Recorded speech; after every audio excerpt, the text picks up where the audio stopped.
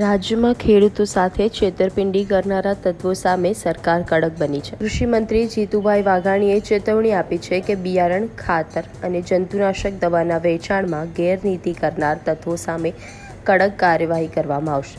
માત્ર 3 મહિનામાં જ કૃષિ વિભાગે 54 લાયસન્સ સસ્પેન્ડ કર્યા છે, જ્યારે 2 વ્યક્તિઓ સામે પોલીસ ફરિયાદ પણ નોંધવામાં આવી છે। સરકારે ખેડૂતના હિતમાં ઝીરો ટોલરન્સની નીતિ અપનાવી હોવાનું મંત્રીશ્રીએ જણાવ્યું હતું।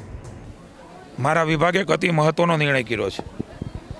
બિયારણ કે ખાતરના વેચાણમાં જે કાંઈ લોકો ગેરરીતિ કરતા હશે એ તત્વો હવે સીધા જેલ ભેગા થવાના છે। એમના માટેના કેટલાક નિર્ણયો અમારી સરકારે કર્યા છે। છેલ્લા 3 મહિનામાં લગભગ 54 લાયસન્સ કેન્સલ કર્યા છે, 2 પોલીસ ફરિયાદ કરી છે।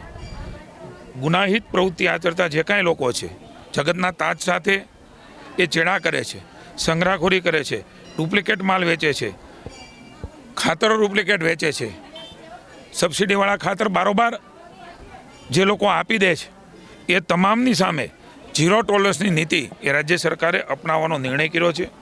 અને એના માટે પીબીએમ એક્ટ હેઠળ હવેથી કાર્યવાહી થશે, કારણ કે પીબીએમ એક્ટના ધારામાં આ કોમોડિટી આવે છે।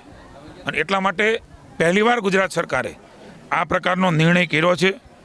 ઘણા બધા અમારા વિભાગ દ્વારા 246 લાયસન્સ રદ કરીને 26 તત્વો સામે એફઆઈઆર પણ ગયા વર્ષે કરી હતી। આ કાર્ય અનેક ટીમો બનાવીને તમને વિગતવાર પ્રેસ નોટ આપીશું। એ કામ તો શરૂ જ છે। અલગ અલગ નિયમોની પણ જોગવાઈઓ છે, પણ ખાસ આવી પ્રવૃત્તિ સાથે રીઢા થયેલા અને વારંવાર આ પ્રવૃત્તિ કરે છે, સીધા સંકળાયેલા છે, એ તમામ લોકો, એ ચાહે વેચતા હોય કે બનાવતા હોય, એ બધાને, એ ઈસમોને the prevention of black marketing and maintenance of supply of essential commodity PBM act 1980ની જેલની સજા અને દંડ થાય એના માટેનો નિર્ણય એ રાજ્યની સરકારે લીધો છે। અલગ અલગ ટીમો બનાવીને અમારો વિભાગ કામ કરે છે, પણ મને જણાવતા આનંદ થાય છે કે આ પીબીએમ એક્ટ કાયદો એ આવશ્યક ચીજ વસ્તુ ગેરકાયદેસર વેચાણ કરી રહ્યા છે એમના માટે લાગુ પડે છે। અને આ કાયદા હેઠળ તાત્કાલિક એમની ધરપકડ થાય છે